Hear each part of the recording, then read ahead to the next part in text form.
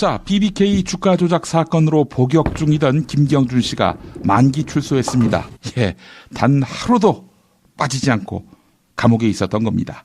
BBK 투자 전문 회사 김경준 전 대표. 이명박이 BBK와 다스의 실소유주라고 폭로했지요. 그동안 청주 외국인 보호소에 있었는데요. 자, 오늘 시사인 주진우 기자를 초대해서 이 사안에 대해서 한번 다뤄보겠습니다. 주진우 기자님. 네, 안녕하십니까. 자, 사실 김경준 씨 출소 소식은 우리 주진우 기자께서 페이스북에 올리시기 전에는 아무도 몰랐어요. 단독 페이스북이었습니다. 아, 단독 페이스북 네. 포스트. 예. 자, 일단 김경준 씨가 만기 출소했다는 것도 사실 좀 놀랍습니다. 김경준 씨가 지금 감옥에 간 지가 8년이 넘었어요. 예. 8년이 넘고 9년이 다 돼가는데요. 예. 사실은 8년 복역을 하기로 했는데 100억 원을 추징금을 내지 못해서 노역형에 처해 있었습니다. 그게 다 끝난 게 어제였습니다. 아, 하루 얼마씩 해서 노역이었습니다. 네, 하루에 2천만 원씩이었습니다. 야, 이거 황제 노역이란 이야기 들을 법한데요? 그렇습니다만 그렇게 법률이 정한 바에 따라서 노역을 하고 지금 노역이 끝나서 만기 출소하게 됐습니다. 예, 만기 출소를 했는데 곧바로 또 추방이 됐죠? 네. 외국인 가운데 이렇게 범죄를 저질렀을 경우, 좀 문제가 있을 경우는 감옥에 살거나 감옥에 살다가 추방되는 경우가 종종 있는데요. 예. 이 경우는 조금 특별한 것이 김경준 씨가 한국에 남고 싶다고 얘기했어요. 아. 한국에 남아서 진실을 밝히고 싶다는 얘기를 가족과 그리고 주위 지인들한테 전했는데 그게 무시된 채로 청주 외국인 보호소에 하루 인계됐다가 내일 아시아나 항공편으로 미국으로 추방됩니다. 아, 뭐 미국으로 추방돼도 진실을 밝힐 수 있는 길은 열려 있지 않습니까? 네, 얼마든지 있죠. 예. 사실 김경준 씨는 BBK의 주범이 BBK의 주인이 이명박이라는 얘기를 하면서 예. 서류를 하나 들고 왔었어요. 그러니까 이면계약서였죠. 김경준 씨와 이명박 씨 간에 이렇게 BBK LKE뱅크 관련된 서류를 하나 가져왔었는데 예. 검찰에서 당신이 이명박을 빼주면 예. 조금만 살게 하겠다. 그리고 누나나 가족들이 불이익을 당하지 않겠다. 이런 회유를 하면서 자기의 진술을 번복하겠다고 합니다. 그리고 그 이면계약서에 대한 진술을 번복하면서 김경준이 거짓말쟁이가 됐죠. 그러면서 이명박은 자유로워졌고 김경준 씨가 모든 죄를 다 본인의 것으로 뒤집어 쓰고 감옥에 갔죠. 그때 주인 검사가 김기동 검사입니다. 예. 김기동 검사는 얼마 전에 노승일 씨가 청문회에 나와서 차은택의 뒤를 봐주던 검사가 하나 있는데 그 사람은 김기동이었다. 이렇게 진술했죠. 아, 동일인이군요. 네, 그렇습니다. 아하. 아니, 저도 그때 일이 기억이 나는데 이면계약서와 관련해서 이거는 그냥 내가 만들어낸 거다. 이명박은 무관하다.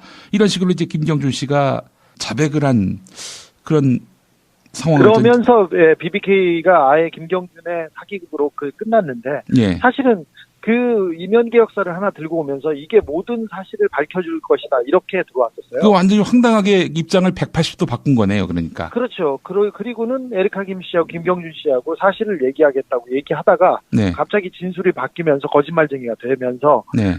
검찰이 이명박을 제외하고 그다음에 예. 김경준한테 모든 죄를 뒤집어 씌웠었죠. 제가 그때 LA에서 에리카 김 씨를 만나고 예. 에리카 김 씨한테 입수한 메모를 한 장 공개했었습니다. 그래서 예. 검사들이 이명박을 두려워해요. 예. 이명박 이름을 빼주면 자기야 3년만 살게 해주겠대요. 안 그러면 7년이요.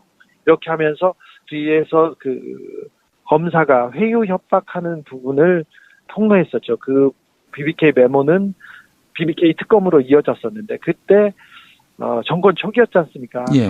아시다시피 인수위 시절이었기 때문에 이명박 대통령 당선자가 가장 힘이 있을 때여서 예. 검사들이 벌벌 기었고 특검도 마찬가지였습니다. 그래서 꼬리곰탕 한 그릇 먹고 수사를 끝내버렸던 그런 내용이었습니다. 예. 지금의 박영수 특검과 비교해 보면은 정말 보잘것없는 특검이었습니다. 그때.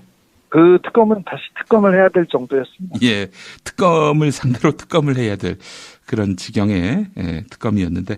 자, 그렇다면은 김경준 씨가 이제 뭐 진실을 폭로하겠다 8년 만에 이렇게 입장을 밝혔는데 그렇다면 그 이면 계약서는 진본이다 이렇게 이야기하는 겁니까? 이면 계약서는 진본이라고 그때도 얘기가 돼 있었어요. 그런데 그 도장이 예. 뭐 인감 도장이 아니다, 뭐가 아니다, 이게 조작됐다, 이게 그때 그 새누리당의 틀린정치위원회라고 네. 홍준표 지금 후보가 꾸려서 했었습니다. 항상 그래서 틀린정치위원회라고 말이 많았는데 예. 그때도 조사한 결과 그 도장은 진품이 맞았어요. 그러나 몇 개 도장 중에 하나였었죠. 인감 도장이 아니라. 예. 그래서 그 이면 계약서는 진실로 받아들여졌습니다. 근데 나중에 밝혀졌죠. 기획 입국설도 그렇고 그다음에 교도소 편지도 그렇고 김경준을 그 음해하던 그런 모든 내용들이 새누리당에서 주장하던 거의 모든 내용들이 거짓이었다는 게 다 드러났는데 예. 이명박은 대통령이 되었고 뭐 시간이 지나가서 그냥 유야무야 하던 상황이었습니다. 자, 그렇다면 이제 BBK의 진실을 김경준 씨가 밝힌다는 건데 어떤 내용으로 밝힐까요?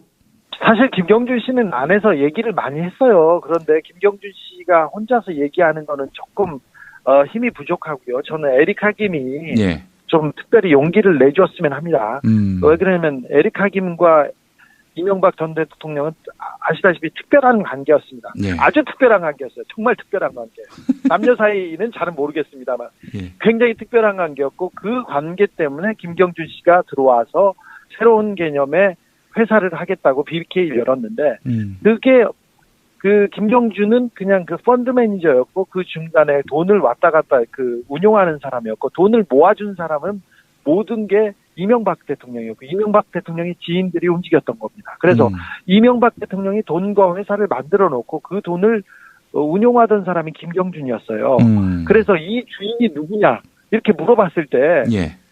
검찰에서는 무조건 다 이거는 이명박은 아무런 관계가 없고 김경준이 다 사기쳤다 이렇게 얘기하는데 그렇게 설명할 수 없는 부분이 너무 많거든요. 그리고 이명박 대통령이 직접 자기가 이거 BBK를 세웠고 자기가 어떻게 했고 신개념의 그 뱅크를 열었다고 얘기한 증언도 있지 않습니까? 자백이. 예. 그래서 그 부분에 대해서 어떻게 이 사업이 이루어졌고 그 다음에 어떻게 마무리됐고 김경준 씨가 감옥에 있는 상황에서 돈을 이명박 씨한테 돌려줬지 않습니까? 스위스 계좌에서 돈을 찾아서. 예. 그때 미국 연방 그 법원에서 돈을 주지 말라고 판결을 내렸어요. 이거는 피해자들 것이지 주주들의 것이지 이명박의 것이 아니라고 주지 말라고 했는데도 불구하고 이명박 대통령한테 돈을 보냈습니다. 김경준 씨 측에서. 그리고 에릭 하김은 조용히 들어와서 자기한테 걸려있던 그 기소 내용들, 혐의를 다 벗어버리고 들어왔다가 그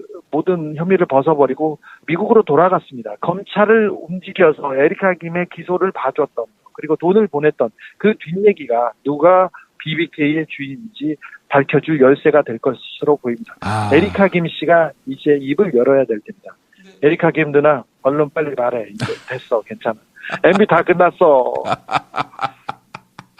아니 에릭 하김이 미국에서 뭐 변호사 자격증을 박탈당했나요? 자격 정지되고 예. 조용히 계세요. 그 부분도 플리바겐을 통해서 정리된 걸로 압니다. 지금 에릭 하김 씨는 다른 분하고 행복하게 잘 사는 걸로 알고 있는데 그래도 동생과 가족을 위해서 이제는 말을 해야 될 것 같아요. 네. 에릭 하김 씨가 얘기를 하려고 했었어요. 그런데 한국에서 검찰이 특별히 굉장히 크게 위협을 해서 에릭 하김 씨가 숨었습니다. 그때 기자회견을 준비하고 호텔을 예약해 놓고 상태에서 기자회견문까지 작성했었어요. 그런데 한국 검찰에서 너무 강력하게 그 위협을 하는 바람에 에릭 하김 씨가 들어갔는데 이제 BBK에 대한 이명박에 대한 진실을 밝힐 때가 된 것 같습니다. 예. 아니 주진우 기자님 보시기에 예. 어떻습니까? 이명박이 이 BBK 주가 조작 사건 아닙니까? 이래서 수많은 투자자들에게 손해를 입히고 이 때문에 스스로 목숨을 끊은 분도 생겼고요. 예. 이게 이명박에게 만약 혐의가 있는 걸로 확인이 된다면 새로운 진실이 드러난다면 지금 이 시점에서 처벌할 수 있습니까? 이명박과 BBK 관계에 대한 혐의가 새롭게 드러나는 걸 떠나서 혐의가 100가지도 넘습니다. 이 BBK가 이명박 거라는 그 증거들은 10,000가지도 넘습니다. 하지만 그 검찰이 다 외면하고 덮어버리고 사실을 왜곡했습니다. 그런데 진실을 밝혀줘서 수많은 억울한 피해자들의 그 누명은 벗어야 되는 것 같아요. 그리고 피해자들한테 손해를 이렇게 보상해 주진 못하더라도 일단 잘못했다고는 하고 누가 잘못했는지는 얘기해야 될 거 아닙니까? 예.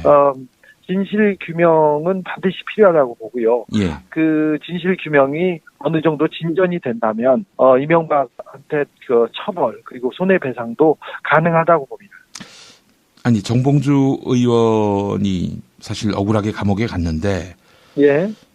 그분에 대한 재심 청구 이게 뭐 무의미한 것일 수도 있겠지만 적어도 10년 동안 정치 못하게 만든 이런 피선거권 제한 이거는 풀 수 있지 않을까요? 아니 이건 좀 진실 규명 차원에서도 해결돼야 되는데 예. 정봉주 의원은 뭐 깊이가 있지는 않았어요. BBK에 대해서 하지만 열심히 하던 사람이었고 무엇보다도 박근혜 대통령이 주장한 그 의혹 제기를 그대로 얘기했습니다. 그래서 누구는 똑같은 얘기를 했는데 감옥에 1년 갔고 누구는 대통령에 대해서 처벌도 받지 않고 아예 혐의를 묻지도 않았습니다. 이거는 법의 형평성, 공정성 차원에서 있을 수 없는 일이죠. 예. 이 부분도 밝혀져야 된다고 봅니다. 예. 하여간 진실이 드러난다면은 정봉주 의원에 대한 이런 억울한 판단 뒤집을 수 있다 이 말씀이죠? 네네. 정봉주는 억울합니다. 정봉주는 그 진실을 얘기하고 감옥에 간 정치인입니다. 예. 아니 사실 또 대선 국면에서 대선 후보가 주가 조작에 연루됐다라는 의혹 이것도 제기하지 않는다면은 사기꾼이 대통령이 될 수 있는 길을 열어주는 거잖아요. 네네. 그 검증을 제대로 하지 않아서 이명박은 강을 파서 그리고 자원 외교라는 명목으로 외국에 돈을 퍼주면서 돈을 다 빼돌렸다고 저 보고 있습니다. 주진우 기자님이 하신 말씀 중에 하나가 이명박을 내 손으로 감옥에 보낸다. 네. 이게 아주 지금 SNS에서 두루두루 공유되고 있는 언급인데 어떻게 이명박 씨가 자기가 내 손으로 정권 재창출하겠다고 해서 제가 한 말인데 네. 진실을 따라가 보면요. 예. 이명박이 있습니다. 온갖 못된 돈을 따라가 보면 거기에 이명박의 돈이 있습니다. 예. 이 모든 악행에 이 권력이 돈만 보고 못된 짓을 한 모든 부분에 이명박이 있습니다. 그래서 이명박은 반드시 단죄해야 된다고 봅니다. 아, 예. 그 어떻게 정권 바뀌면 바로 보도를 통해서 이명박의 범죄를 들춰내실 생각이십니까? 조금 쉬었다가요. 바로 하겠습니다. 조금 쉬었다. 언제쯤? 조금만 쉴게요. 조금. 네. 알겠습니다. 그리고 곧바로 네, 이명박 각하에 대한 충정심을 계속 보여드리겠습니다. 이명박 각하에 대한 충성심은 변함이 없습니다. 확실히 보낼 수 있습니까? 보내야죠. 네. 대략 얼마나 돈을 꽁쳐둔 걸로 보면 됩니까? 이제 잘 모르겠습니다. 이제 저는 가봐야 됩니다. 지금. 모르는 게 아니라 말씀을 못 하시는 거 아닙니까? 지금 이 단계에서. 나중에 하겠습니다. 예, 나중에 하신다는 말씀. 예. 알겠습니다. 이 긴 시간 이렇게 인터뷰 응해주셔서 너무 감사하고, 그 백목항에 갑자기 가시는 이유는 마음이 답답해서다라고 하셨는데, 그 세월호 관련 취재도 굉장히 깊이 하셨잖아요. 네네. 그 답답해서가 아니라 좀 마음에 계속 걸리는 부분이 있어서 가고 있습니다. 네. 이와 관련한 어떤 진실을 파고들고 계시죠, 지금? 예, 그렇습니다. 언제쯤 결실을 볼 수 있을까요? 보도를 통해서. 이제 좀 끊어주셨으면 감사하겠습니다. 알겠습니다. 예, 하여간, 기대는 하겠습니다, 잔뜩. 예. 무탈하게 올라오십시오. 예. 예, 감사합니다. 노역이란 이야기 들을 법한데요? 그렇습니다만, 그렇게 그 법률이 정한 바에 따라서 노역을 하고, 지금 노역이 끝나서 만기 출소하게 됐습니다. 예, 만기 출소를 했는데 곧바로 또 추방이 됐죠? 네. 외국인 가운데 이렇게 범죄를 저질렀을 경우, 좀 문제가 있을 경우는 그 감옥에 살거나 감옥에 살다가 추방되는 경우가 종종 있는데요. 예. 이 경우는 조금 특별한 것이 김경준 씨가 한국에 남고 싶다고 얘기했어요. 한국에 남아서 진실을 밝히고 싶다는 얘기를 가족과 그리고 지인들한테 전했는데 그게 무시된 채로 당신이 이명박을 빼주면 예. 조금만 살게 하겠다. 그리고 누나나 가족들이 불이익을 당하지 않겠다. 이런 회유를 하면서 자기의 진술을 번복하겠다고 합니다. 그리고 그 이면 계약서에 대한 진술을 번복하면서 김경준이 거짓말쟁이가 됐죠. 그러면서 이명박은 자유로워졌고 김경준 씨가 모든 죄를 다 본인의 것으로 뒤집어 쓰고 감옥에 갔죠. 그때 주인 검사가 김기동 검사입니다. 예. 김기동 검사는 얼마 전에 노승일 씨가 청문회에 나와서 차은택의 뒤를 봐주던 검사가 하나입니다. 자, BBK 주가 조작 사건으로 복역 중이던 김경준 씨가 만기 출소했습니다. 예, 단 하루도 빠지지 않고 감옥에 있었던 겁니다. BBK 투자 전문 회사 김경준 전 대표. 이명박이 BBK와 다스의 실소유주라고 폭로했지요.